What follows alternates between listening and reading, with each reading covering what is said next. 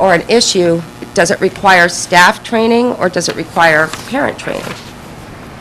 And then we get to the point where we can advise and advocate. So transparency to us offers movement within the system.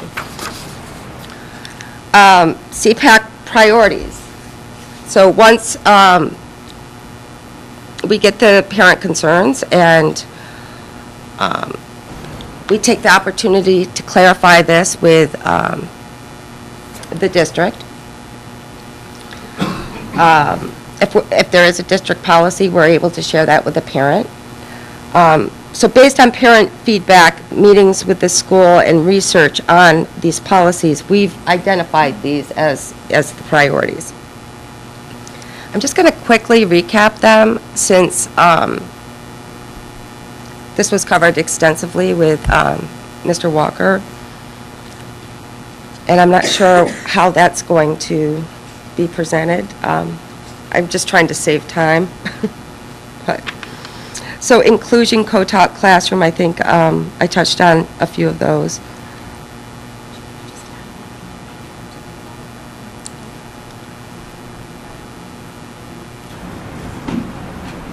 Yes, and I'm going to take a while to address you that. want me to do it? Okay.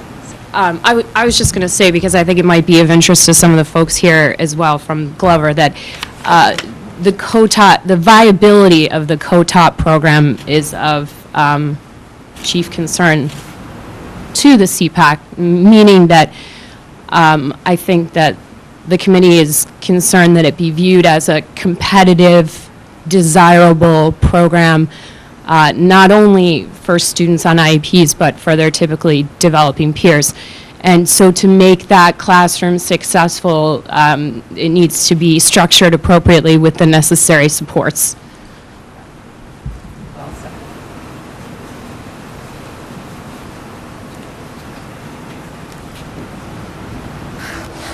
Okay.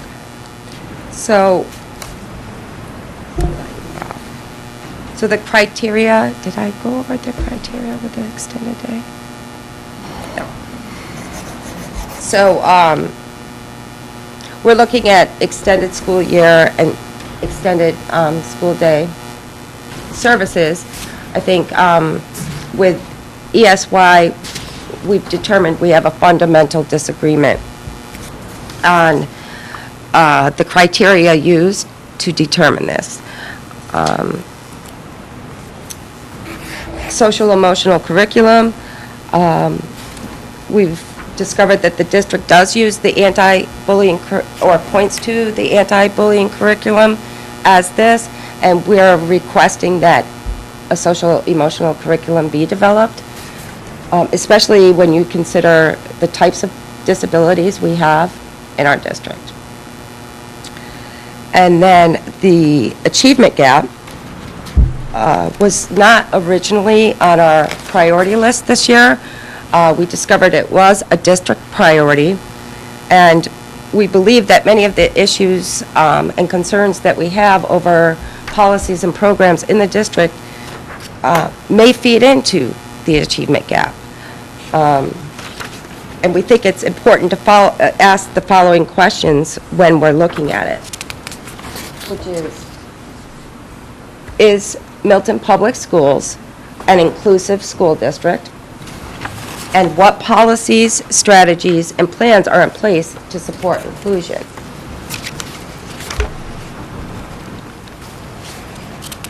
So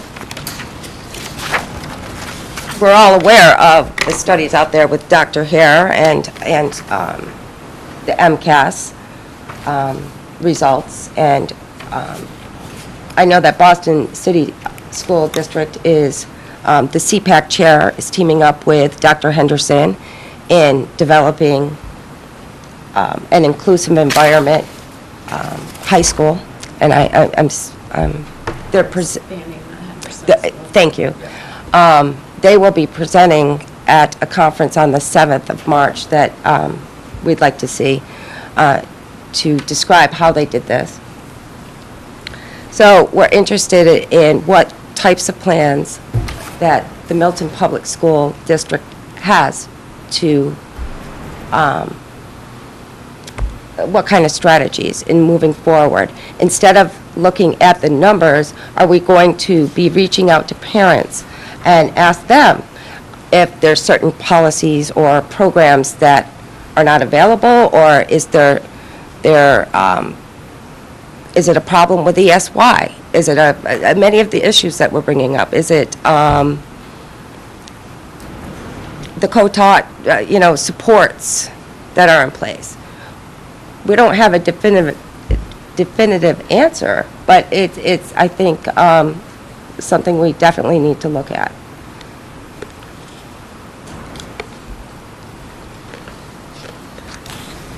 So in meeting with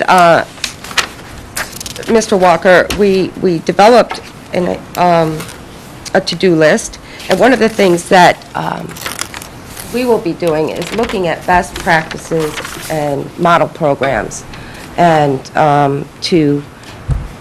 for your review. And we're working on that right now, and my hope is by the end of February that we'll be able to provide that information to you. So in the future, so as we move on, we welcome a partnership with the school district and the community. And we welcome a seat at the table. And we take that very seriously, and we're organizing ourselves to be able to provide some information to you on parent concerns, and back that up with research and documents to support it. We welcome transparency in our discussions so that movement occurs one way or the other, but hopefully all for the betterment of the students in our district. And we welcome an inclusive environment, one that can be supported with resources, but that will benefit all students in the district, not just students with special needs. So we thank you for your time. Thank you. Ms. Bagley-Jones? That was great. It was really inspiring to see all the changes that you've made, and I love the logos and the committees, and I mean, what a great job that you guys did presenting it. I had one question. You talked about the social emotional curriculum. Do you know of other districts or other curriculums that are used, not Second Step, not, do you know the social emotional curriculums? Do you know of others that are being used elsewhere that we could look at?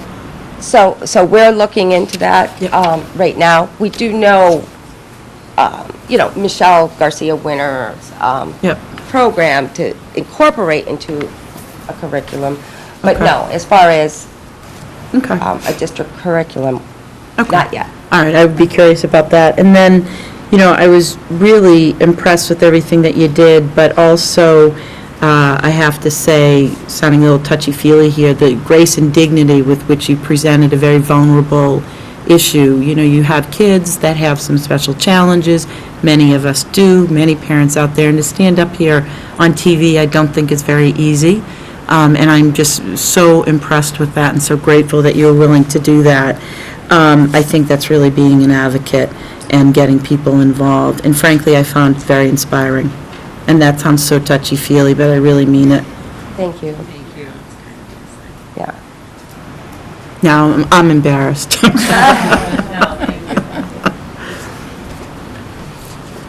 Ms. Padera? Yeah, I have a couple questions. Just about your, some of your workshops or your classes, how are you getting that out to the public so that they're aware of it? Because I think I've heard of some of them, but sometimes I'm not sure where I get things from school committee or other lists. So I just want to see, have you reached out to the PTOs to make sure they are sending that out to their members? So we've had a bit of a struggle with that, and we're still compiling that list and trying to determine who. I just received a list of all of the PTO leaders, and we need to get that out. But even, I know the superintendent's office has been great in helping us out, but when those are sent out. It depends on the notifications. Some of the schools will pick it up and put it in an electronic backpack. Yeah. But there's other schools that we're hearing reports they know nothing about Yeah. it. So we're hoping, as we develop our website as well, that we can get the information out as much as possible about our website, and it will be there. The special education office has been great as well to send out, they send out 2 or 3 times Yep. the information, because they have the master list of people on IEPs and 504s. I was going to say, yeah, I think Facebook Yeah. I know that a lot of parents say they get so much email, sometimes from the schools, they kind of look at the title and then I'll go back to it later, or they don't look at it. But Facebook sometimes just is a reminder, like it's tonight, like, because people don't electronically, sometimes people don't put it on their calendars right away, and just those reminders can go out. Because I think they were really fantastic looking workshops, and who it can appeal to. And a lot of parents talk about anxiety in the classroom, so I think that would be a really March 10th, and that was my other question. So we just secured her, and we heard that there's a string concert in the auditorium, so Oh, yes, there is. we're working finding a location. I'll be talking with 7 to Maura, 9. right, in the next couple of days, so Just to make sure it doesn't. this was just confirmed on that date. Typically, though, we meet in the middle school library. Typically, the Okay. workshops Yeah. are held at the middle school library, but we think that, we hope that this will have such broad appeal that we'll need a larger venue. Okay, and then just a couple other questions. And this, I don't want to, Mr. Walker might be talking about this too, but just at the end, you said that you're working on recommendations, and one of the things you talked about was the co-taught classroom, making sure there's appropriate supports.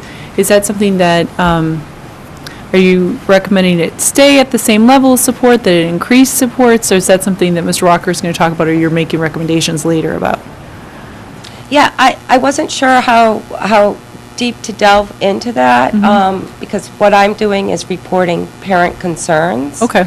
And I'm not sure this is the forum to, but you tell me to list those individually. It's overall, but I mean, Okay. as far as what parents are hearing about paraprofessional support. Okay, so it's something And- you have a list of things that, and you're kind of going to be working with them with the school on that. Right, and District. those are listed in the detailed minutes. Okay. I just sent out to Chairman Walker today. Okay. But I can, Best practices, how best Right. practices would compare to the go-to model that we have now, and how we could look at improving it. So that Yeah, exactly. it's attractive program to both students with special needs and Well, yeah, it should be, a absolutely attractive program to a lot of people, I think, and getting them to know about it in the best way and making sure that it is all that we say it is important as well, so. Mr. Zulus? Thank you for that. Michelle, just one question. You mentioned a disagreement on the criteria for extended school year and extended day services. Could you elaborate on that or describe what the nature of the disagreement is? the disagreement involves, Milton Public School interprets the criteria in, as regression recoupment first, and then considers the other criteria listed after they determine whether regression has occurred. Our interpretation is the other criteria needs to be considered as well. So, yes. Diagnosis, disabilities, the other issues that the individual has. Okay. So So, we've reached out to the we have a list Federation for of- Children with Special Needs, we've reached out to other parent advocates, we've reached out to other school districts, and our information is that our interpretation is correct, and I think that at this point, and this is transparency right here, and the district's information is that they're correct. So it's a big question mark, and a lot of parents are very concerned about it, and it's something that I think no matter what the difference is, we need to look at it a little further, especially when we're looking at the achievement gap. Is that a reason, if all of these students are being denied, is that something that ties into that? Or get an answer. Maybe we have access to the school legal counsel, and we can get a better answer from legal counsel as to why the district has made that determination. Interesting. So we have a list of 14 areas of focus. That's one of them, but I think Ms. Connolly was working hard to try to do a high-level discussion tonight and not a discussion of Yeah. the merits or details of any one of these. Ms. Kelly? Thank you all very much for coming out on yet another night, and your volunteer efforts to really make it a great environment at the Milton Public Schools for all children. So you talked about the fact that you put on seminars, and in years past, there's been what I think was referred to as a roundtable, where parents could just come out. It wasn't to advise, it was just to really hear and listen. Is that still happening? And how often does it happen if parents wanted to take advantage of that? That is still happening, and we dedicated our first meeting in November actually just to hearing parent concerns. So some of the priorities that we've identified have been a result of that initial meeting, right? So these are the issues that we keep hearing coming up. And so we did that in November, and there's always an opportunity to do that after the organized workshops as well. We felt like this year we wanted to do a little bit more focus on education and training, and yet still give people a forum for voicing concerns without having the meetings devolve into a discussion of one particular person's problem, which can sometimes happen. And while we recognize that it's very important for people to have that venue, and we fully support their need to be able to discuss that with other parents, it can be alienating sometimes for attendees. So it's a very delicate balance that we're trying to improve upon. And there will be additional roundtables, I believe, in April and May. So. Thanks. Excellent. Ms. Sherry? Nora and Kevin, who serve as the co-chairs, did a fabulous job in creating a template for how to run the meetings, and they're excellent facilitators. So I also want to thank you for this wonderful presentation and say I'm so also, as other people have said, impressed with the changes that you've made. I think your messaging is so positive and so powerful for all families, and your taglines of advocate, educate, and participate. I think 3 is the number that you go with, but I think 2 more that would be wonderful, or really speak to what you've spoken to tonight, are support and celebrate, because there's a lot to celebrate about the education of our students that are on IEPs and 504 plans, and students who are in out-of-district placements. There are a lot of celebrations to have there. And you all are providing the support for the families to allow them to be able to enjoy that celebration, I think, because I think when you band together and you truly support one another and educate, then you're providing a great service, and I want to say thank you.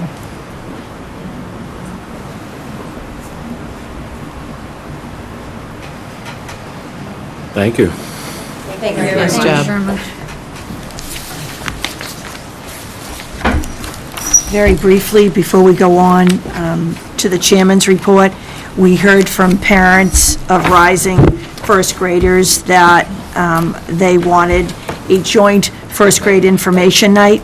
So with the no school days, we're in the midst, we sent out today an email blast, so I'm not going to go over all the dates, but we've rescheduled the school committee and administration FY16 budget meetings at all of the schools. A few of those we put down as tentative, but for parents of rising first graders or anyone viewing, on February 23rd in the Milton High School auditorium, we're going to have first grade information night for all the parents and guardians of rising first graders. And on March 2nd, I believe the next is that the next Monday night? We're going to have the system-wide STEM night for parents of rising first graders, and that will be at the Collycott Cunningham. But all of these nights and events are on the e-blast that we sent out this afternoon. We'll put this on the front of the website tomorrow, and we've rescheduled all of our budget presentations.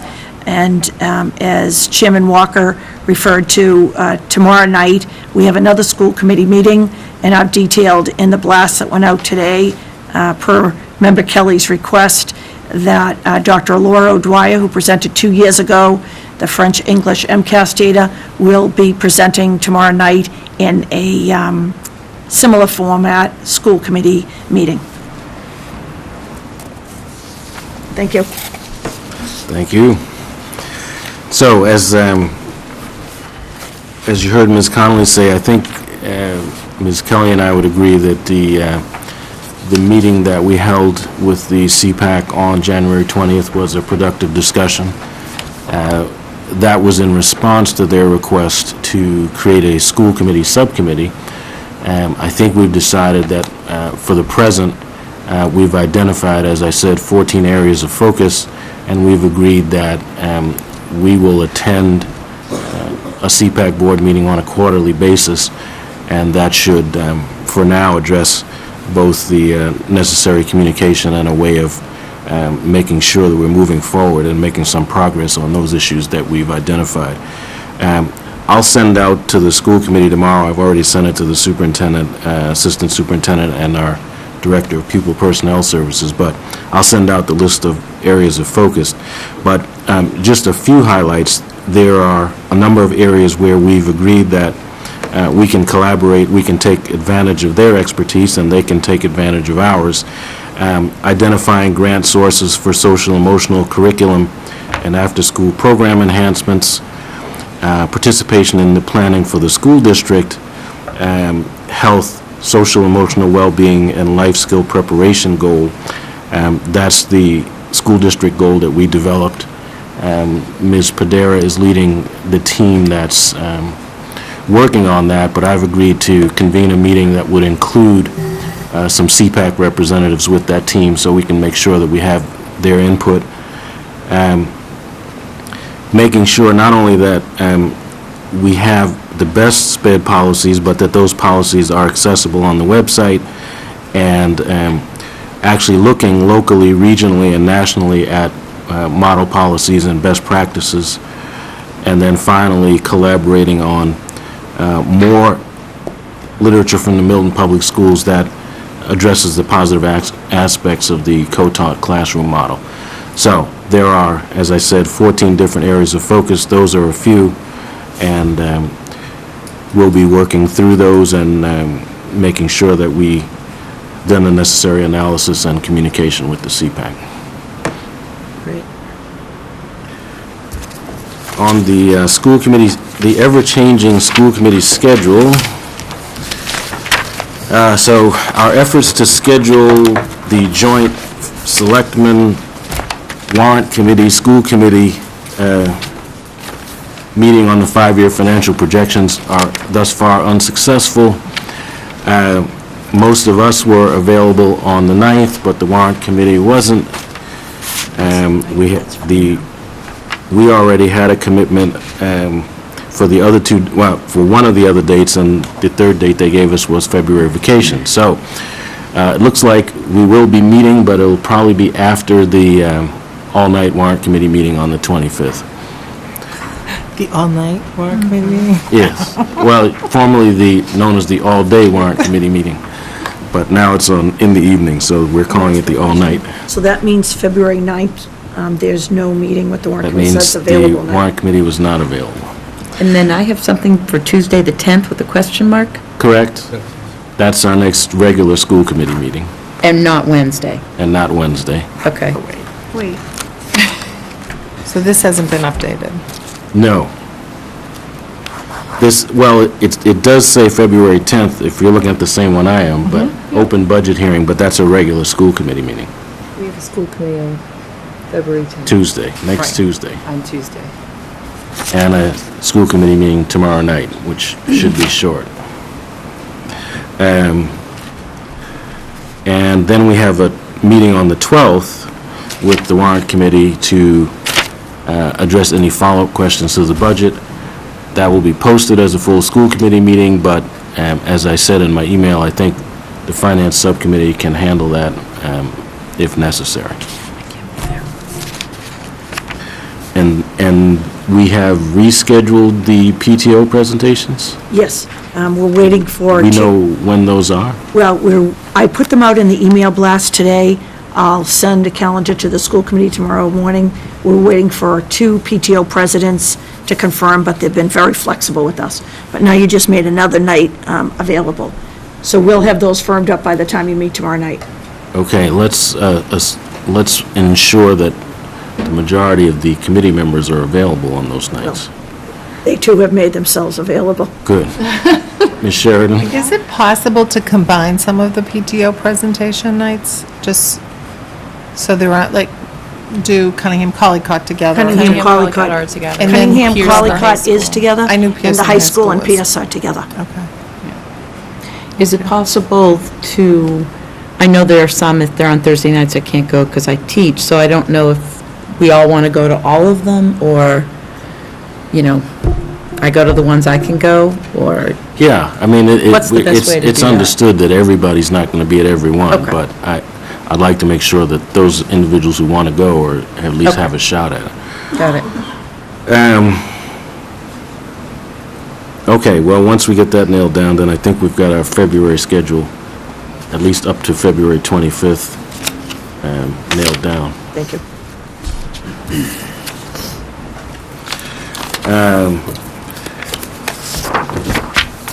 And also, I just wanted to report out on the executive session votes that we took in December.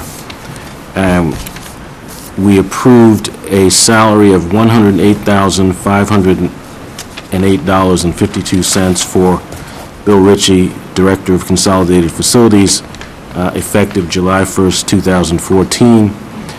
And we approved a salary of $192,209 for our superintendent, effective July 1, 2014. Finance Subcommittee? Yes. First, we have approval of a vendor warrant. Pavlicek? Vendor warrant number 32 dated February 5th, 2015, needs to be approved in the amount of $287,876.23. So I would move that we approve vendor warrant, sorry, what was the number? 32. 32 in the amount of $287,876.23. Second. Moved by Ms. Kelly, seconded by Mr. Zulus. Any discussion? On the motion, all in favor?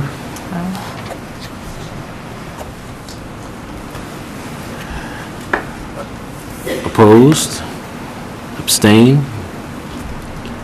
Ms. Bagley Jones, where were you? Okay. 402, Mara. Second quarter report? Yes. Again, Dr. Pavlicek, we'll turn it over to you. It's, again, an informational item. I gave you several spreadsheets with our fund balances as of December 31st, so halfway through the year, with a cover letter explaining that at this point in the year, we're in good shape.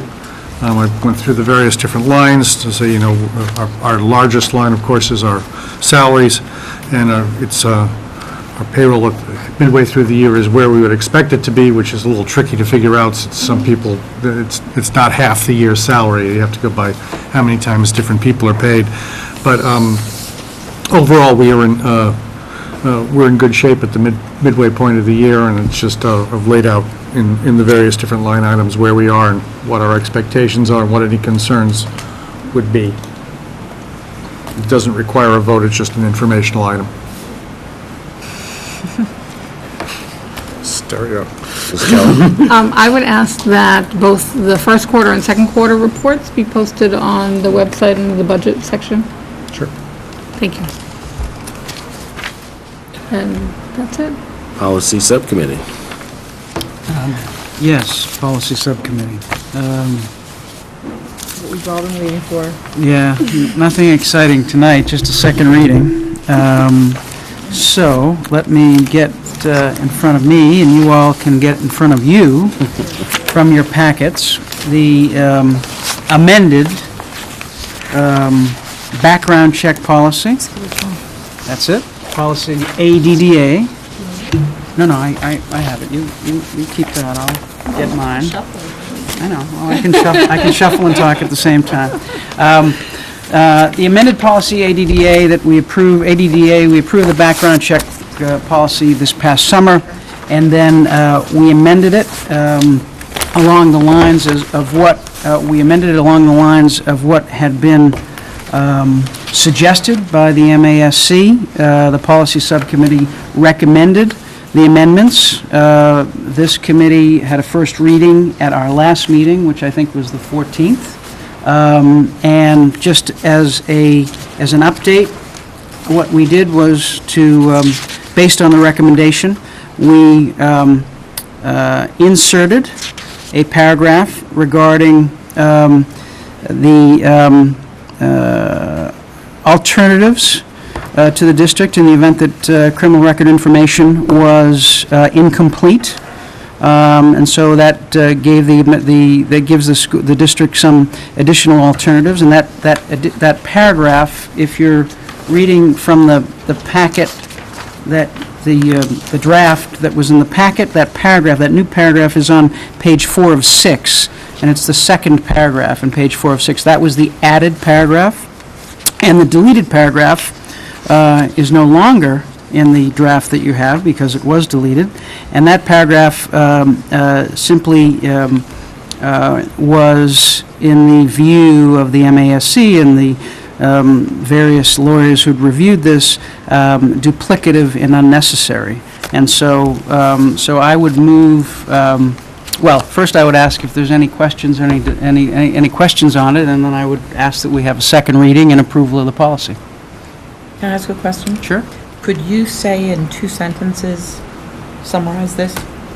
Summarize the background check policy? I mean, I'm looking at this, and you're saying this paragraph, Mr. Pratt, I don't really know what the... Okay, so this is the policy, ADDA, that we approved in the summer. I Yep. believe it was in June. And this sets out the policy and procedure for the district conducting background checks on employees. Okay. That's the general overview. And then in I believe it was November, December, the MASC recommended some amendments to this policy, and those are the amendments that Okay. that I tried to articulate Okay. previously. Thank you. Ms. Sheridan? For the viewing public, maybe you could talk very briefly about the difference between a Corey check and a fingerprint criminal history check?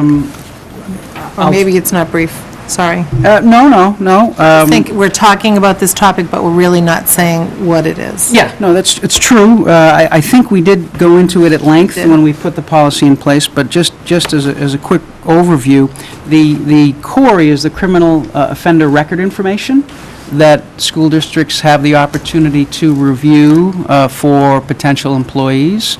That information is considered very confidential and can only be used by certain employees, and so this sets out procedures for doing that. And then the fingerprinting is really the additional